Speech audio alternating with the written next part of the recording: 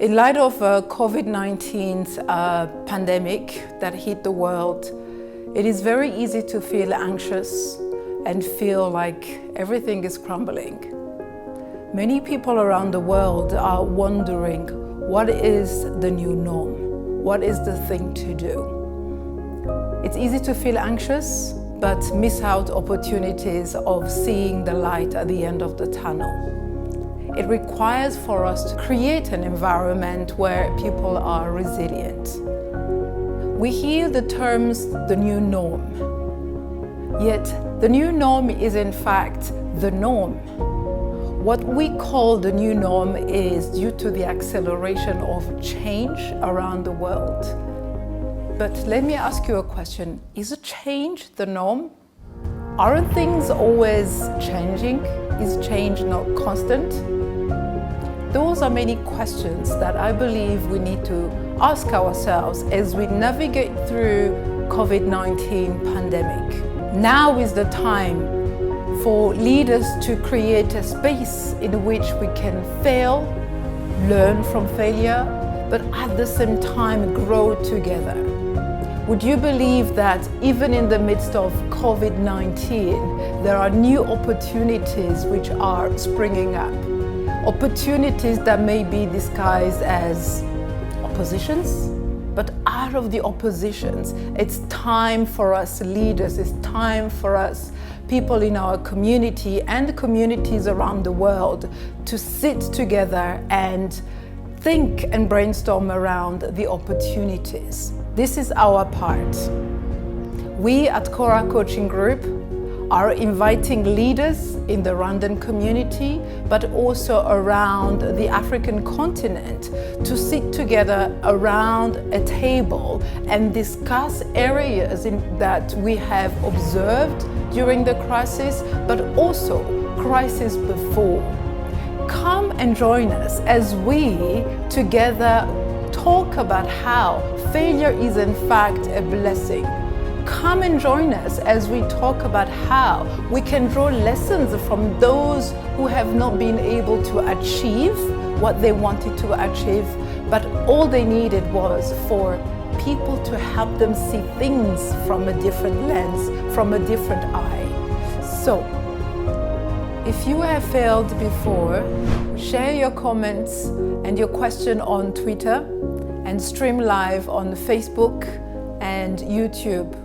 Join us on the 26th of June at 2 p.m. Kigali time. See you there. Good afternoon, ladies and gentlemen, and welcome to the first Leaders Roundtable organized by Kora Coaching Group together with Igihe TV.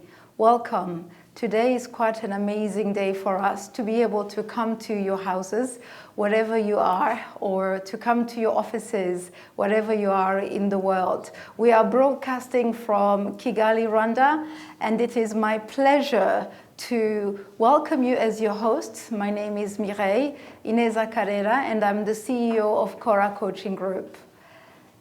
Today's Leadership Roundtable is with exciting panelists that will be talking about a specific topic that is very much key for where we are today, particularly when it comes to managing COVID-19 pandemics and aftermaths.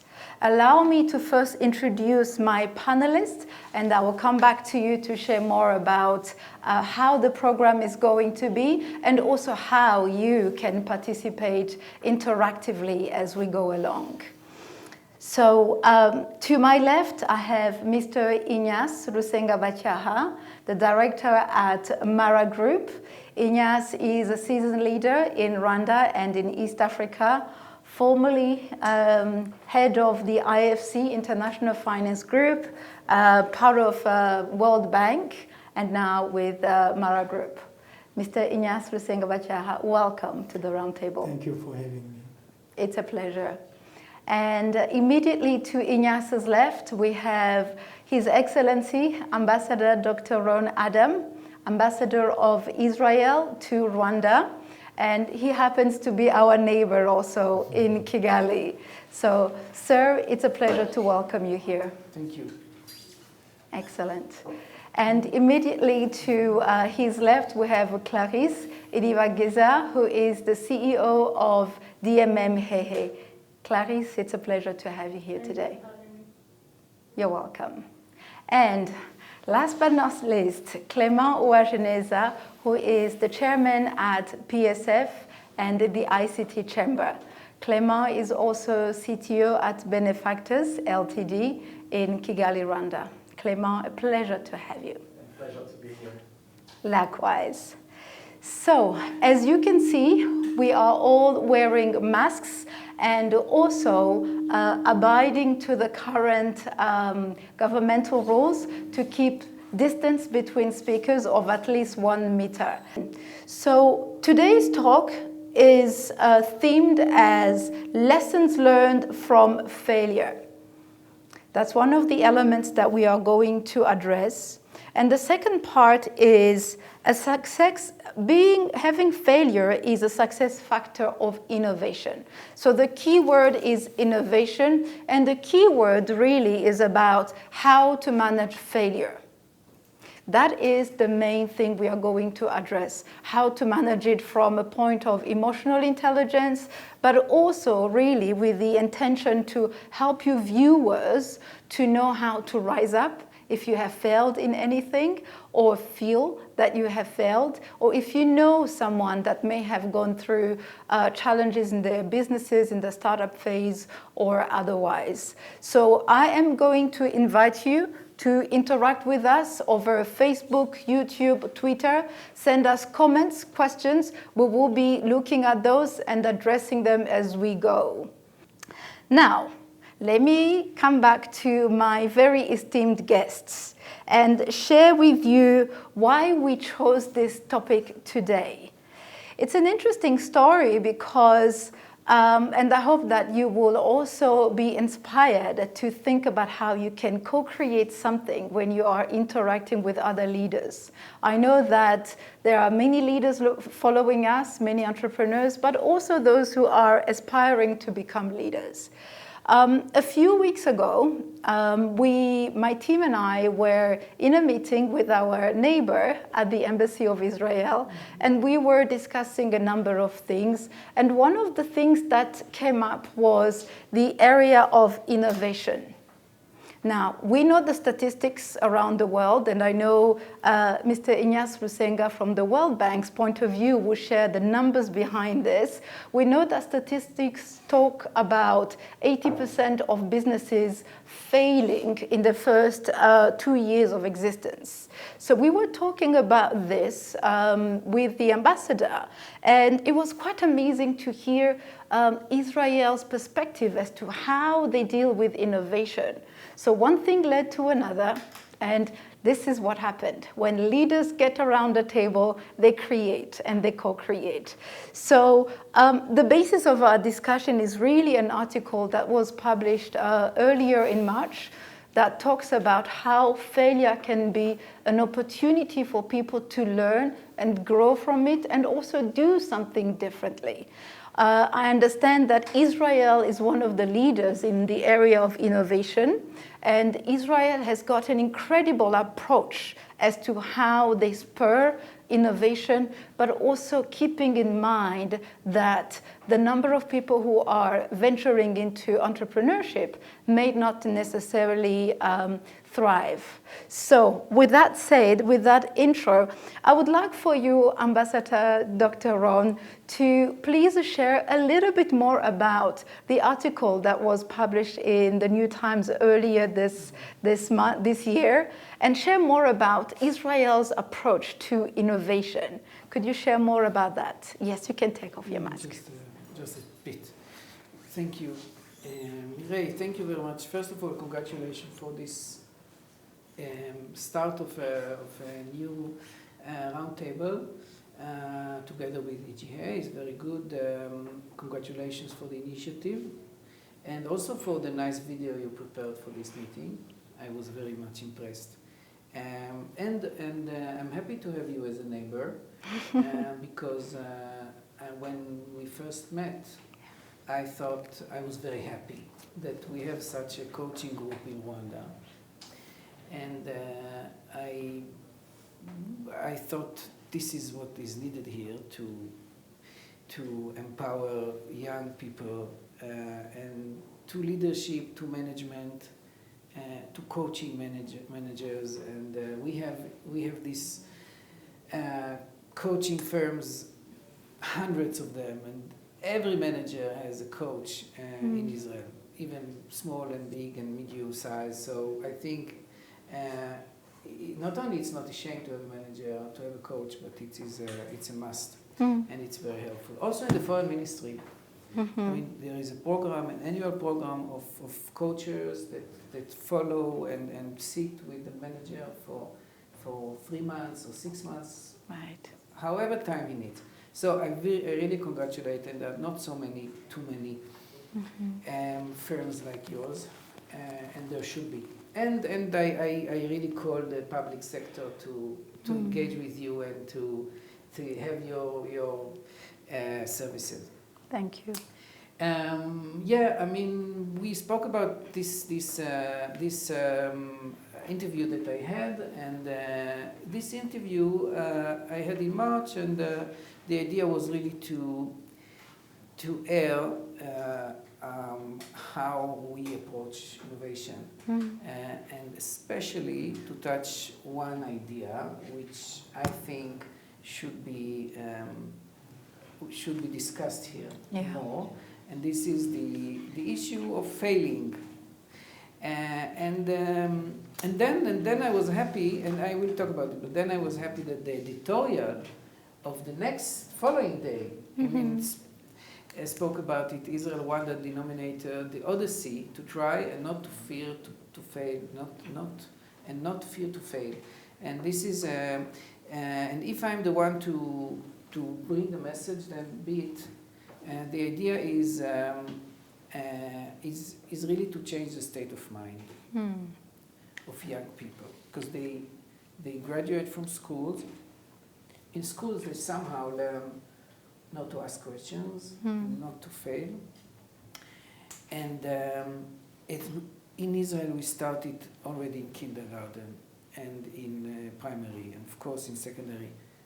You can ask everything you need. There will be no punishment. You can fail, and you will learn from your failure, and then fail again. And then whenever it comes the time that you mature into the good idea and to success, then it's fine. And if I jump directly to our innovation authority, the innovation authority supports you with tens of thousands of dollars as an entrepreneur, without asking questions, without the need to come back to the innovation authority.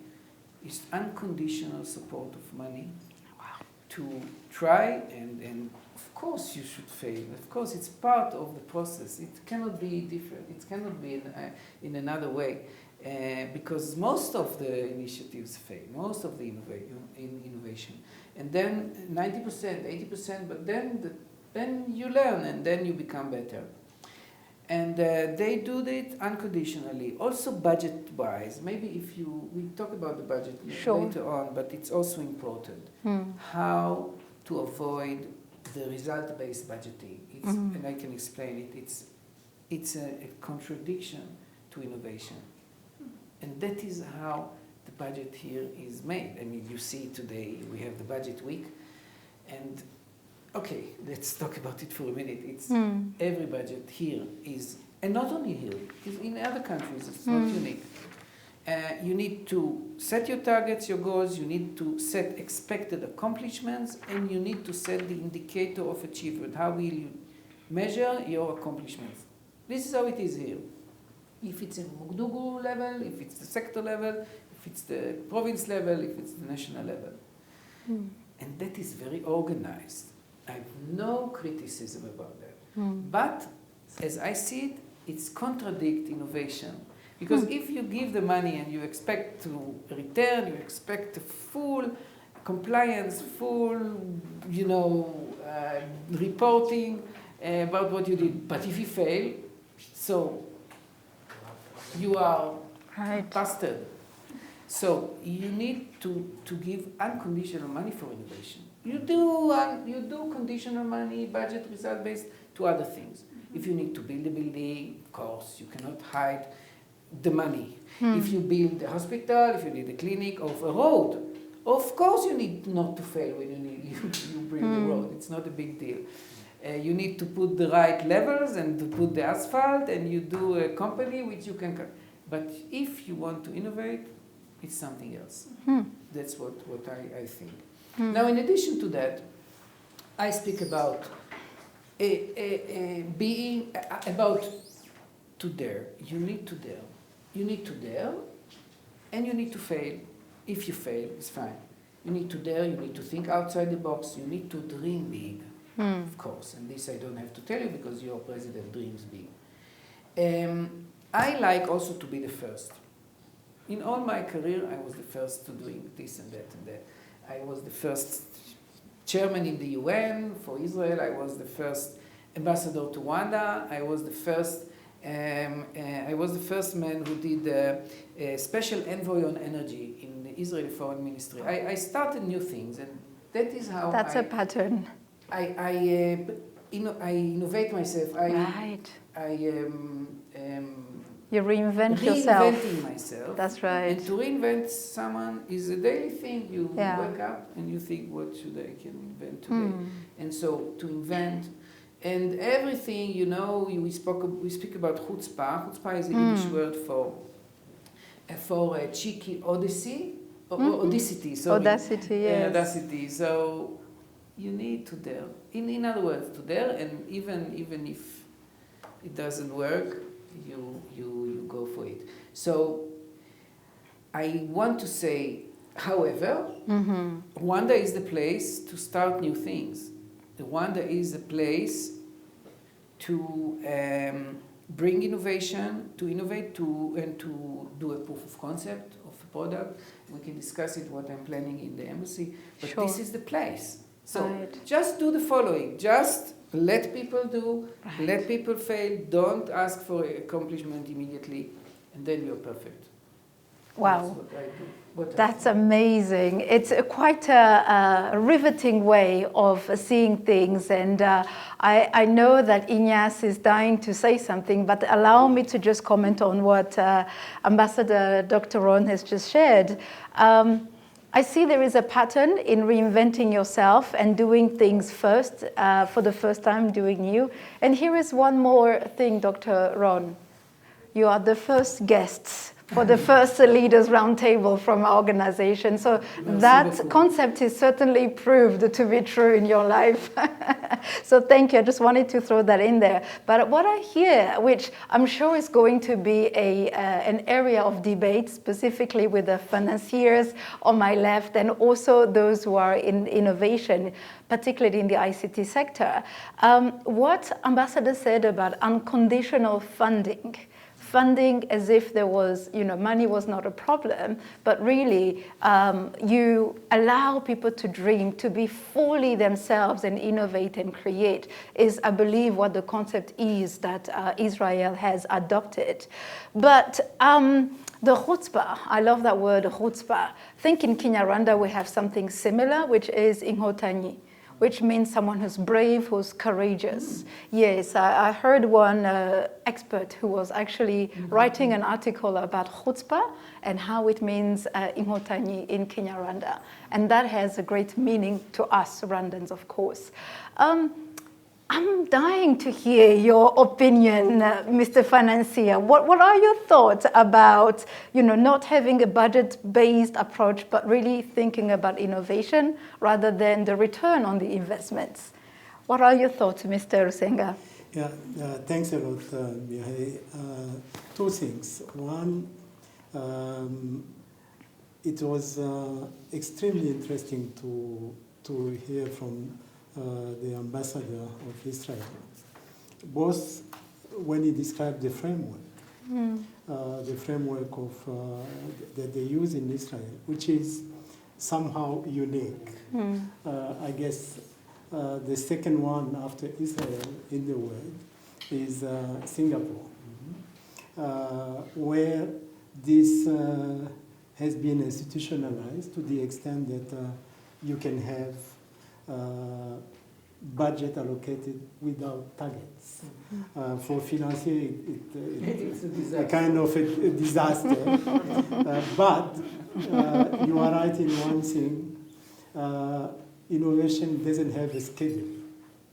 And I'm sure my colleague at the left will talk more about this. You come up with the innovation at a moment where you yourself, as an innovator, you don't expect this to come. So it makes sense in the budgeting without target for unconditional budgeting. Yeah, and conditional from a policy perspective. From a financier, we'll come back to this. Second thing on the pattern for the ambassador, you have been the first to thank Kora and Igihe, and you did it so well that I don't need to do this. Now, how do we approach this on the financial side? Let me first put two indicators that allow us to understand the theme of the day. Failure, from the World Bank Group perspective, is not 80%. 80% is in a country like Israel and Singapore, where you have already a framework. Right. But globally, we have an average of 90% of failure. Oh, wow. It's even higher.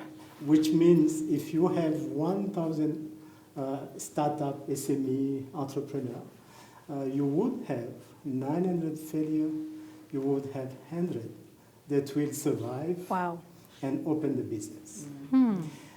This is not enough because of this 100 entrepreneur SME, you would have 20% that will succeed.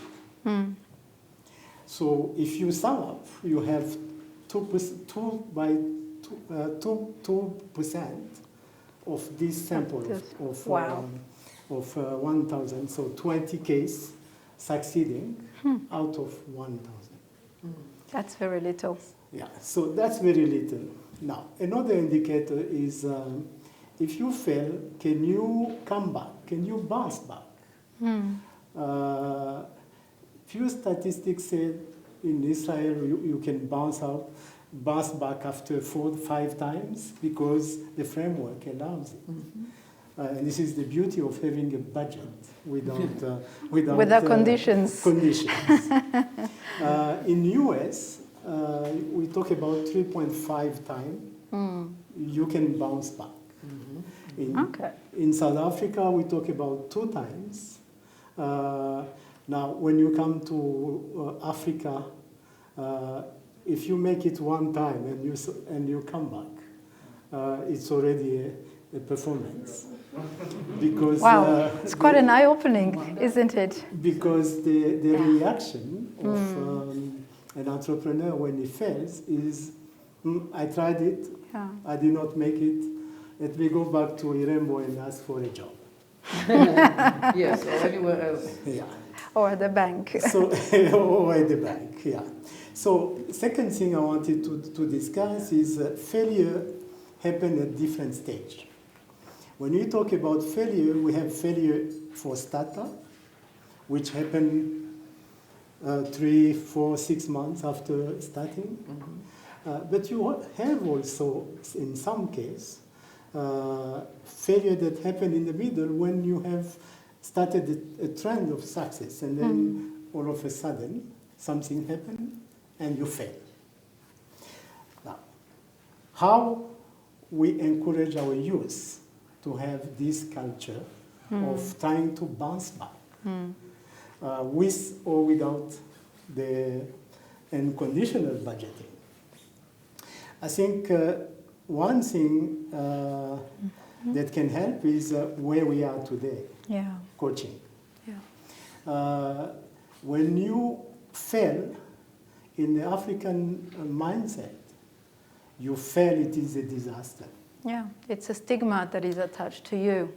It's a stigma that you will carry on all your For life. your whole life, yeah. In the family, Yeah. around you, in the community. So one thing we need to do is rather change the mindset and consider not only the failure, but consider the power of the failure to success. And the word is not from me, the word is from a good entrepreneur called Alon Reyes. I don't know if you know him. I brought him in Rwanda.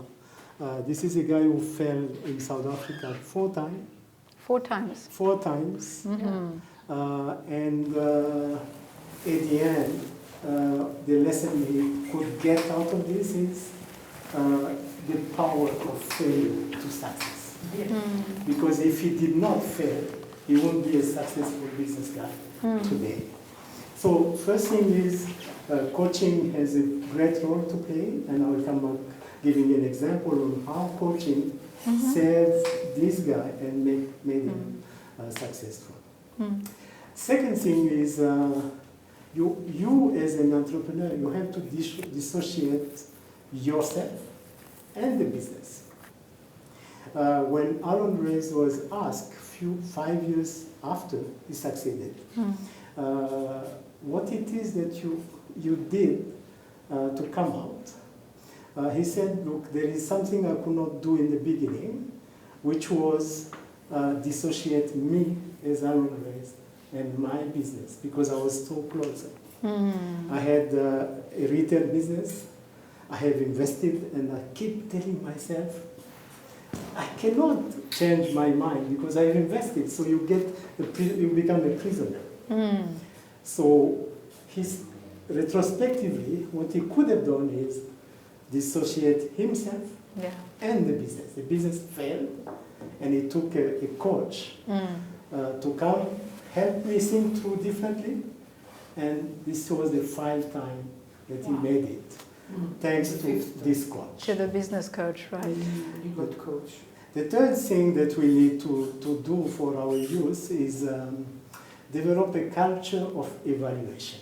In whatever we do, we need to evaluate what we have done, and if it is a failure, so be it. Let's evaluate it, let's extract the lessons that come from, and then let's build on this, not do the same mistake, and move on. So these are more or less what we could advise. And the last thing is sometimes you succeed, you go quickly, and because you have a quick success and you don't manage the growth, then you fail again.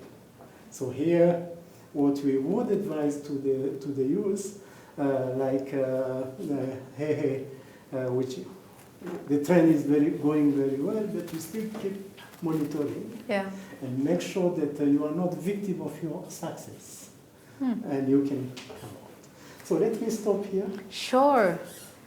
It's quite a lot of wise words. Obviously, Ignace, you have supported so many, hundreds of entrepreneurs in Rwanda, and not just entrepreneurs, but corporates, medium, large, and multinationals in acquiring finance in our region. Certainly, you know quite a lot about investment and also seeing people, succeeding and failing. It's quite staggering for me to hear. I'm still at the numbers. I'm still at the sample of 1,000 entrepreneurs, that sample. So out of 1,000 entrepreneurs, 90% will fail, so 900 will fail, and 100 will succeed. But really, when you go deeper, it's only 20 entrepreneurs out of 1,000 that will succeed. So being a life coach, being a business coach, and the leadership coach, I couldn't help but thinking about the emotions that those 900 entrepreneurs will be going through and how they will, be seen in the society, particularly our community in Rwanda and around the world. So I would like to hear the viewers' thoughts on anything that has been shared earlier on, whether it is from Ambassador Dr. Ron or Mr. Ignace Rusenga. If you have any comments or questions or similar stories that can be addressed by the panel later on, please share your comments. I will be checking YouTube, and we also have a screen for those of you who are joining us from Facebook. So we'll make sure we address your comments, questions before we complete. So now let me turn to my fellow woman entrepreneur, Clarisse. Certainly, Clarisse, you are one of the key women in the ICT that are rising stars or have risen, because your track record is very stellar. So we certainly appreciate who you are as a woman entrepreneur, but also what you represent for women and entrepreneurs in the country. And I know that now more people in Africa are seeking to gain more knowledge from you as to what your journey was like.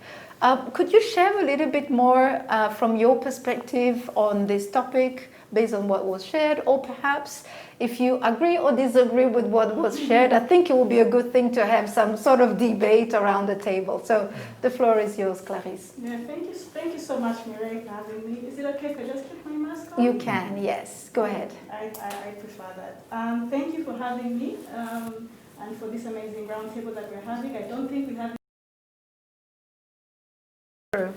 It's one that I'm deeply passionate about. It's my day-to-day life. But I think it's also something that's really important for everyone out there, but even more so today as we're dealing with the COVID-19 pandemic. And I do agree with a lot of things that this expert panel has already shared. And I'll just add from my own personal experience. Sure. I'll say for me, for the last 10 years, ever since I started Hehe, I've been running a 10-year-long experiment. And that's the mindset with which I run the business. And we've had so many failures, if you look at it from the traditional sense of what a failure is. Right. But because we had a different mindset where our ethos, our way of thinking was, this is an infinite game that we're playing. It's not just about the next quarter or the annual, how did we perform in terms of our annual targets. We had this infinite mindset where we had this big, hairy, audacious goal that we were trying to achieve that we know we cannot achieve in one quarter, 1 year, or even one lifetime. I mean, we're talking about things like, how do you end post-harvest loss in agriculture? This is a complex problem. How do you optimize supply chains? How do you enable businesses to predict consumer demands and produce depending on that kind of information? So we're not looking at something that will be measured quarterly only. We do have targets that we could measure quarterly or annually, but we look at it as an infinite game, even a relay where we pass on to the next generation or the next leadership team or whatever it is. And this is something we've done where my role has evolved gradually within the organization from a college student who was writing code themselves to having to lead a small team, lead a bigger team, let go of, things I thought I had control over and let the next team take over that. So there's been a lot of growth. It's been a lot of learning. And I would say this mindset has a couple of things that I think I was lucky to have. First of all, I did lots of sports growing up. So just because you lost one volleyball game, it doesn't mean it's the end of the world. Just go. That's wonderful. Get better, and come back for the next game. Yeah. Also know what you can and cannot do. There were teams who were like, yeah, those guys are really good. We're probably not going to win that game given the resources we have. How can we play our own game? Yeah. So those are things that we've constantly thought of. And maybe also the engineering background where it's an experiment. If something blows up, it's okay. Figure out how not to It's part of the lab experience. It's part of your learning experience. And we built that culture within the organization and even went ahead to launch what we call IHAC, the Hehe Innovation Academy, where we are always learning. And every member of our team has to go through that academy, and every 6 months we'll have an iHack process. So right now, during this COVID season, we are in the testing phase of our iHack curriculum, where we're testing some products we put out there from our customers and trying to see how the customers, what's the feedback like? Yes. Which comes back to something which Ignace said about, taking yourself out of that. Don't be the center of the entire, business, or, what you are not. You're not the center of it. It's the problem you're trying to solve. It's the customers that you're serving. So this process allows us to check our egos. It's not about us. Just because I like this platform, or I think this makes us look good, if the customers don't want it, if it doesn't solve the problem, we are happy to let go of it. And we accept it, and we move on. And maybe last but not least, it really does come back to some of the things that were mentioned around coaching, which for me I call your support system. Right. And this is what has enabled us to just keep progressing in spite of the many failures, the unbelievable failures that we've had. We surround ourselves with people who will be honest with us and tell us when we are failing, when we need to pivot, when we need to change, who will mentor us, who will coach us. This has been great. I mean, places like the ICT Chamber, just having a platform like that where you're able to get support and help have really empowered us. And that's the note I'd like to end on. But I do agree with a lot of things. But maybe just one comment from what His Excellency Ambassador Dr. Ron mentioned about, a huge budget that has no specific the unconditional budget. How do you do that when you have limited resources, maybe as a nation? Maybe that's a question to you. I'd like to know how that can be done, because we always seem like we're operating with this finite number of resources, which might not be true, it might be an assumption, but how did Israel get to a point to feel like they can have an unconditional budget? That's indeed a very good question, which I believe we can address in a moment. I would like to certainly hear a little bit from Clement. And also, just before I address you, allow me to just really appreciate what you said in terms of letting go. And that's a failure that I would call it failure, because that's something that many entrepreneurs have. So when you create something, it's like your baby. You are so emotionally attached to it. So having that leadership quality of delegating is absolutely powerful, and certainly something that helps employees that are not emotionally connected to it make sound business decisions rather than the founder. So thank you for mentioning that. So Clement, clearly in the ICT chamber, you would have seen a number of failure, quote unquote. I think we will need starting to also... from my own. It's part of your my own failure. So I think later on I will ask the panel to really describe what is that they understand by failure. Is it just money, or is it something else? But for now, let us hear your introductory remarks, and then we'll go around with a few more questions. Yes, so I was saying, I started also my career, and I'm still an entrepreneur. I was trying to count the businesses that I ventured in that have failed, and I was not getting all of them.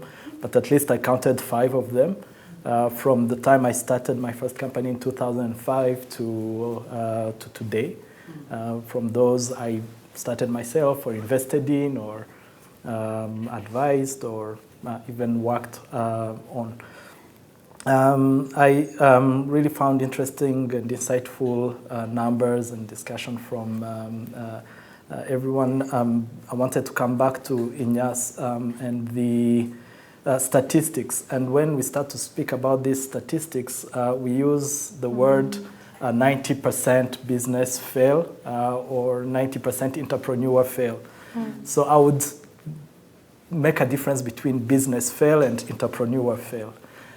Business fail it has a definition. It's the business can no longer have enough cash flow to sustain itself. Right. An entrepreneur fail to me means another thing, which is maybe I don't know, maybe they did some fraudulent transaction, or so to me an entrepreneur has failed by the time, and Clarisse mentioned that, by the time they are no longer able to pursue the problem or to continue solving the problem they want to solve.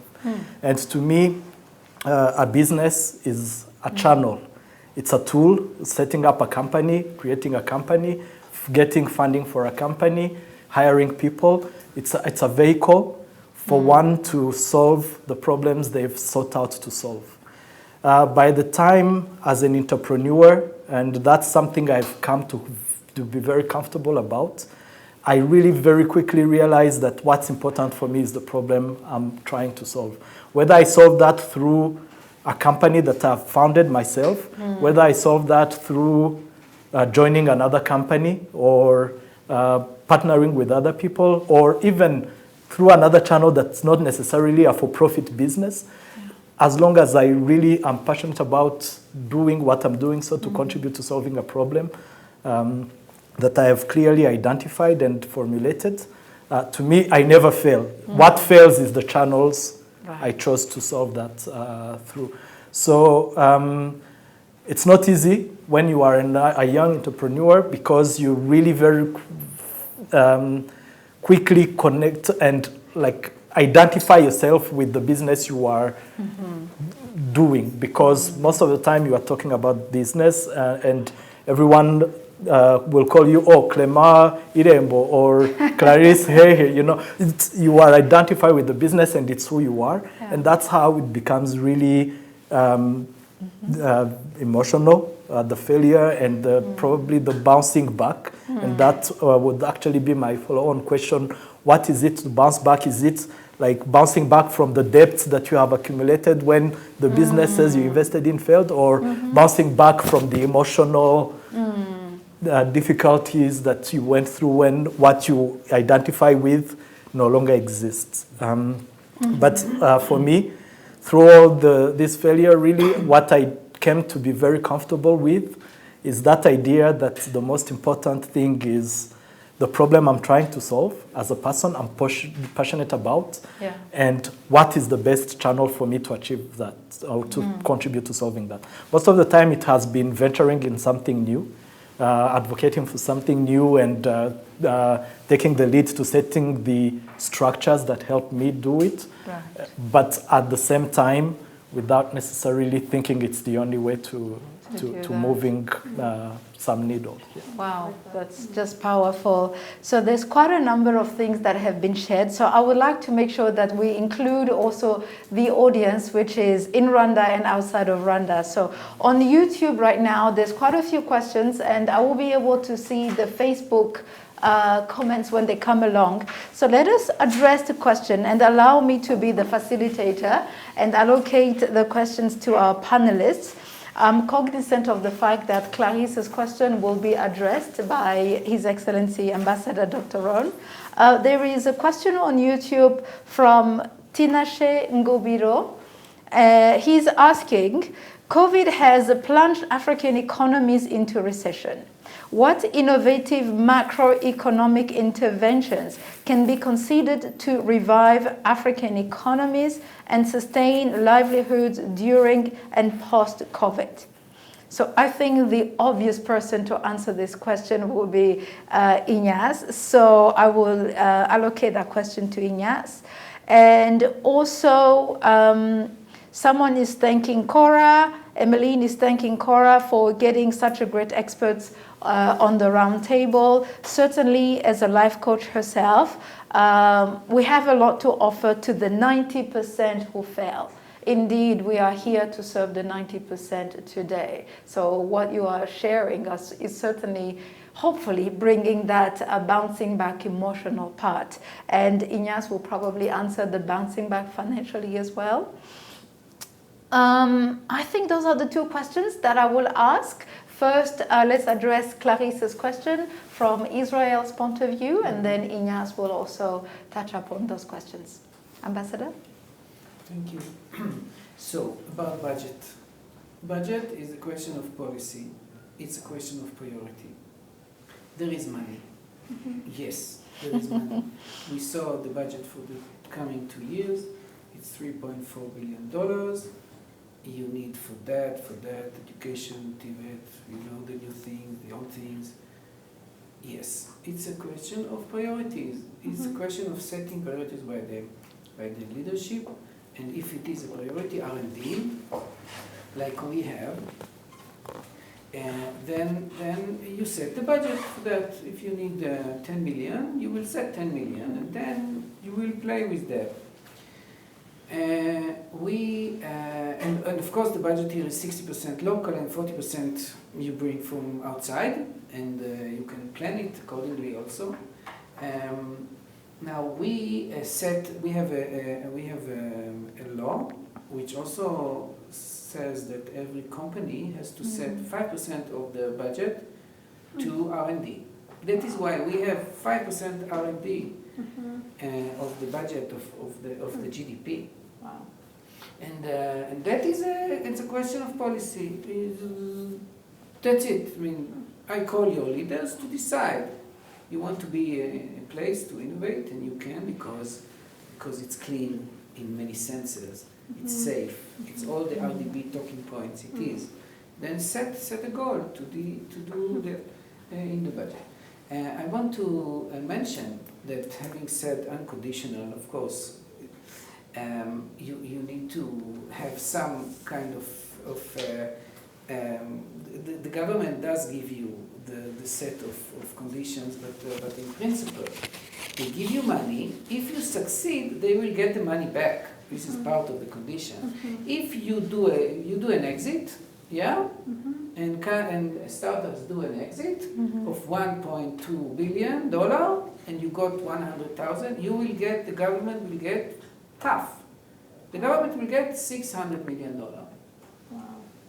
As an expression, I'm saying it, not exactly. And the money, and I think I told Mireille, the money the government got back was much, much more than it gave unconditionally. And that is the name of the game. It's like an innovation hub, but in a national scale. And that is the experience. If I have the floor, Yes. or maybe at the end I have to connect the COVID to the maybe just short summary when I in the end. Absolutely. In the final remarks, Yes, we can do that. Yes, indeed. Thank you very much. Ignace, go ahead. Yeah, two questions. The one, if you allow me to address the question from Clement. Clement, I'm really happy in your case. You separated early in the process, you and the business. So today the emotional part is less because you can change, you can recreate, you can readjust. So when I was talking about bouncing back, it's about from the moment you fed the first idea, the first concept, the first service, how many times you try again before succeeding. So in Africa, most of the time, people have not been lucky like Clarisse, like you, figuring this out in the beginning. People try because they go to entrepreneurship as a trial. So if it doesn't work, one try, I did it, I tried, it did not work. Let me go back and ask for a job in the government. But where there is this framework, like Israel, Singapore, US, people keep trying. You lose a concept, you ask yourself, what happened? Was it the idea? Was it the fact that I did not plan properly? Was it that I hired the wrong people? Was it that I did not have money enough? People put the money first. In the reality, like you said, it's not the money, it's what the problem I want to solve. So if the idea was good, but you were too much passionate about your idea, to the extent that you did not figure out what the market is saying, you may fail. Yeah. So while you establish this, then you are ready to bounce back because you can change the idea, you can change the concept, you can figure out how to ask more money, and we'll come back to this, because money you can figure out many options. So this is what I meant about bouncing back. Now the question about recession post-COVID, what is going to be done to help this entrepreneur? Indeed, Tina Ngubiro is right. We are in a unique situation. I don't think that over the last 50 years we have had such thing. I think such pandemic came out 80 years before. So we are part of something that is unique. Government, entrepreneur, and all the development partners mechanisms are struggling on how do we come back. So there will be a tripartite contribution, in my view. One is government. On the policy perspective, we'll try to set some policy measure to help on the recovery. In the case of Rwanda, for example, you have Rwanda, which by virtue of stopping a cash flow business, which is depending on daily business. You don't have liquidity, you stop. You can't pay your salary, you can't pay your OPEX. So the government will have to bail out few companies which are strategic to the country, but the government cannot bail out everybody. If they were to bail out Clarisse and all the young entrepreneurs, we will not make it. So what the government will do is put strategic measures that allow quickly the climate to come back. So one is work with the central bank to make sure that liquidity is back in the system, because for many months, not many entrepreneurs will not pay their debt to the bank. So the banking system is kind of drying the liquidity. Somebody has to put back the liquidity in the system. Second is give a number of incentives on the taxation or delay the taxation, which the government of Rwanda, for example, is doing very efficiently. And third is putting people to think differently. So if you are an entrepreneur, you cannot work like you were working a few months after. No, things have changed. You need to move on. You need to change. You need to use digitalization. So government is pushing for digitalization because it gives you more opportunities. There will be development partners support. And I think on the bilateral side, the ambassador over the next month will have to work with the government of Israel, being here, to see where are the opportunities to support this entrepreneur. It doesn't mean cash.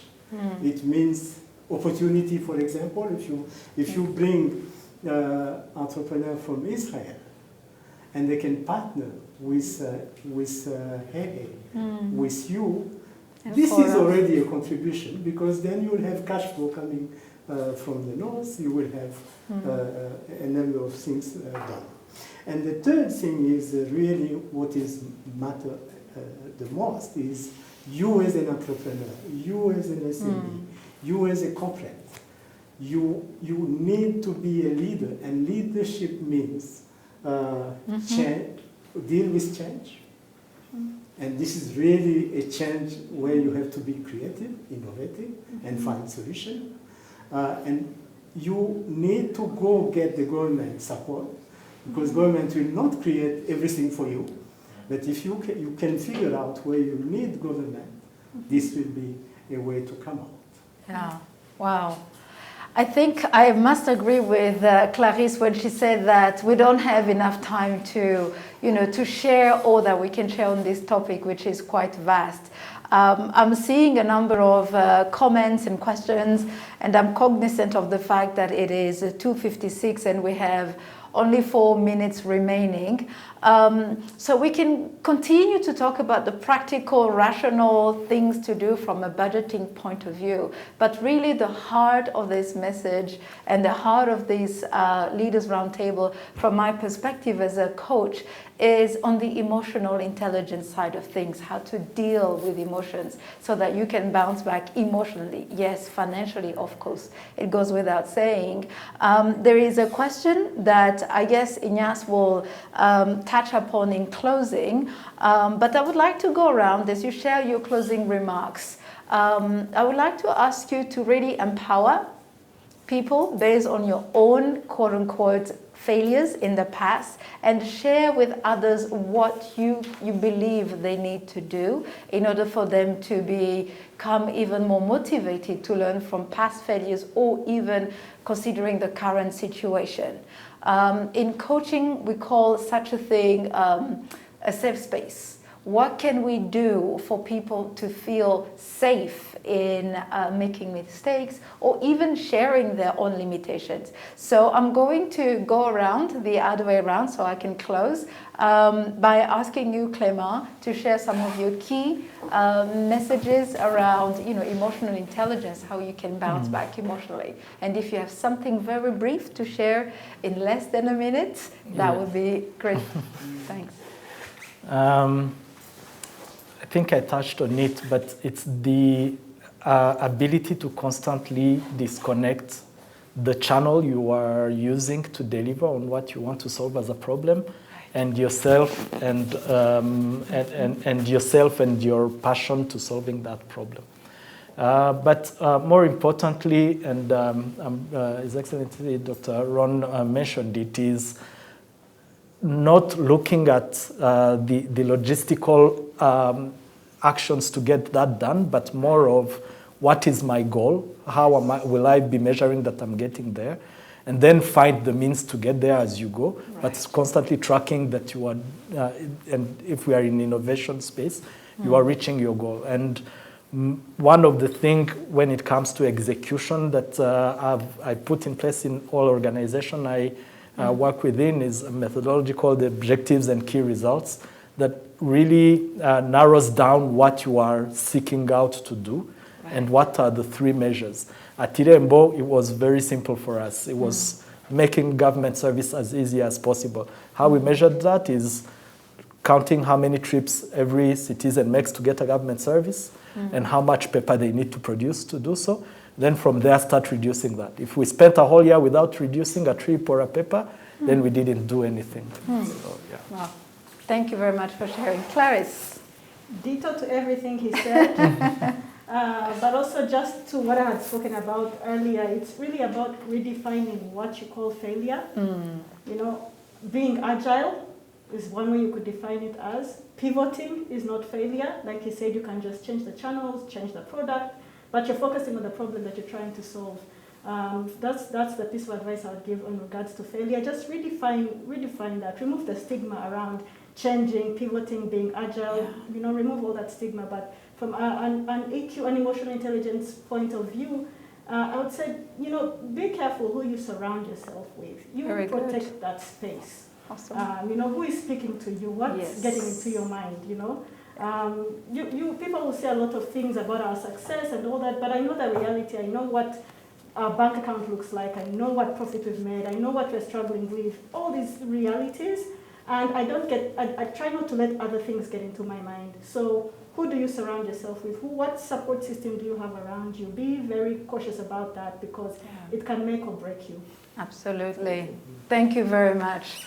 Yes, Ambassador. Yeah, be cautious, but do listen to the rest of the people. It's important to listen and to understand, and maybe then you make your decisions. For me, proportions in life is very important. Everything has to be taken in proportion, and this helps me a lot. Yeah. Failures, whatever I do, whatever happens around me, take it in proportion. Though it's not the end of the world, nothing. Right. Which brings me to the COVID, and the whole world failed. Yeah. Many countries, many businesses, most of the people, even here in Rwanda, you're lucky to have, in this case, 80% farmers. because they continue the work and that's it. But the world, there's so many businesses failed and they didn't plan it. I mean, they didn't plan it. So they failed, and now it's the time to change the mindset. Life is short and uncertain. That's what we learned. Yeah. So now is the time to set goals and think different. And I want to bring my own announcement here that Yes. there is a program of the Israeli Innovation Authority which is called the Pilot Program. And this is a program that offers foreign entities. Because you asked for that, that's why I'm saying that.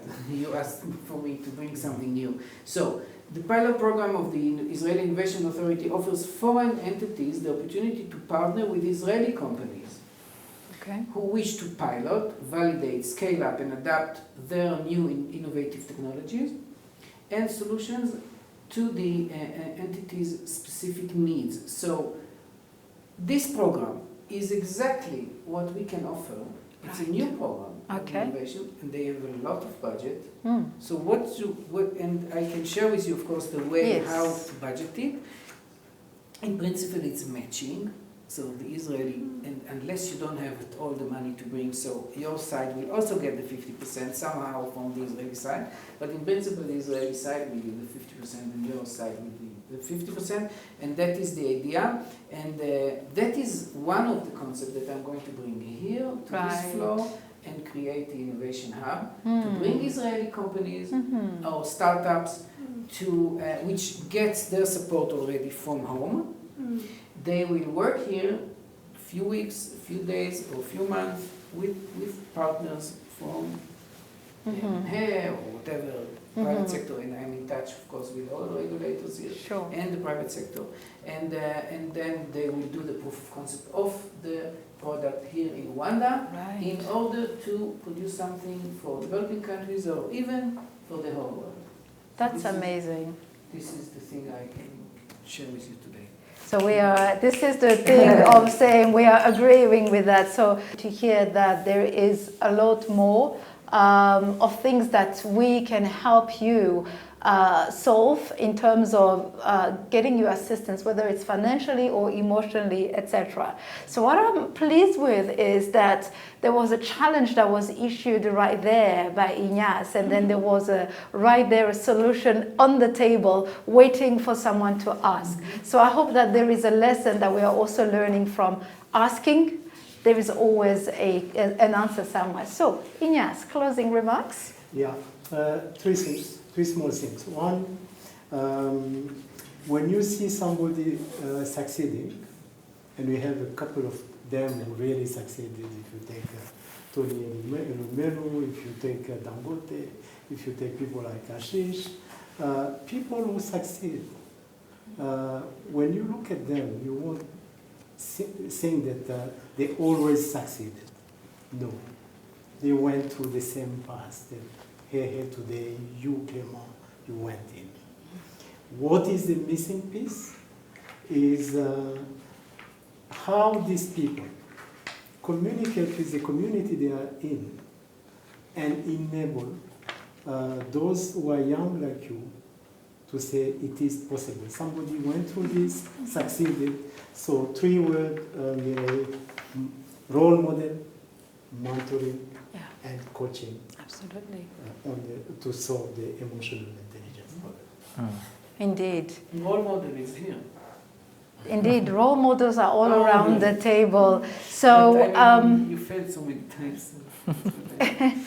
So there's a lot that we can say. We are inviting you, viewers from around the world, those viewing us on Igihe TV or Kora Coaching Group's YouTube and Facebook, to continue sharing your questions, your comments, and also suggestions on what type of topic you would like us to cover. What we will also do, we will collaborate with the embassy to understand where you can find out more about the pilot program that will be brought to Rwanda. We will ensure that the right channels are used for you to have the information. So allow me to close very briefly with my own remarks.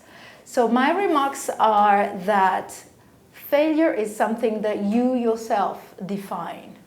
Nobody should define what is failure. Yes, you can measure it financially, you can measure it from a budget perspective, but really the core of it is your heart. Do you want to keep going on and try out new ways of doing things rather than the same thing of doing? Those are the things that you can certainly work towards.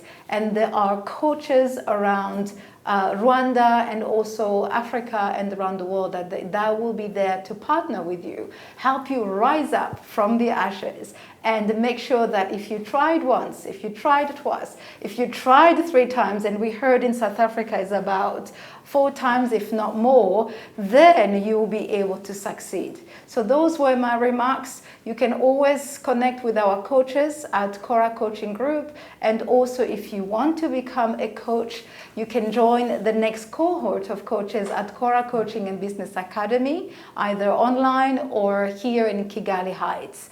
So as I close, allow me to thank our partners at Igihe TV, and also to thank our telecommunication partner at Axiom Networks that made sure that there is no issues with the internet. So thank you to our partners, and also thank you to my very esteemed guests and panelists. It was an honor to have you as the first panelists of this Leadership Roundtable. So thank you. We will see you very soon.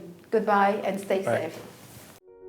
In light of COVID-19's pandemic that hit the world, it is very easy to feel anxious and feel like everything is crumbling. Many people around the world are wondering, what is the new norm? What is the thing to do? It's easy to feel anxious, but miss out opportunities of seeing the light at the end of the tunnel. It requires for us to create an environment where people are resilient. We hear the terms the new norm, yet the new norm is in fact the norm. What we call the new norm is due to the acceleration of change around the world. But let me ask you a question. Is a change the norm? Aren't things always changing? Is change not constant? Those are many questions that I believe we need to ask ourselves as we navigate through COVID-19 pandemic. Now is the time for leaders to create a space in which we can fail, learn from failure, but at the same time grow together. Would you believe that even in the midst of COVID-19, there are new opportunities which are springing up? Opportunities that may be disguised as oppositions, but out of the oppositions, it's time for us leaders, it's time for us people in our community and communities around the world to sit together and think and brainstorm around the opportunities. This is our part. We at Kora Coaching Group are inviting leaders in the Rwandan community, but also around the African continent to sit together around a table and discuss areas that we have observed during the crisis, but also crisis before. Come and join us as we together talk about how failure is in fact a blessing.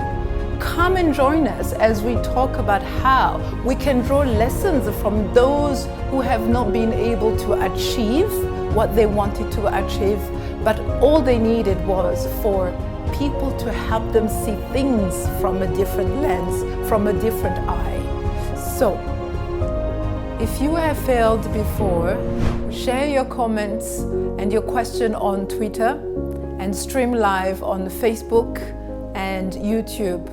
Join us on the 26th of June at 2 p.m. Kigali time.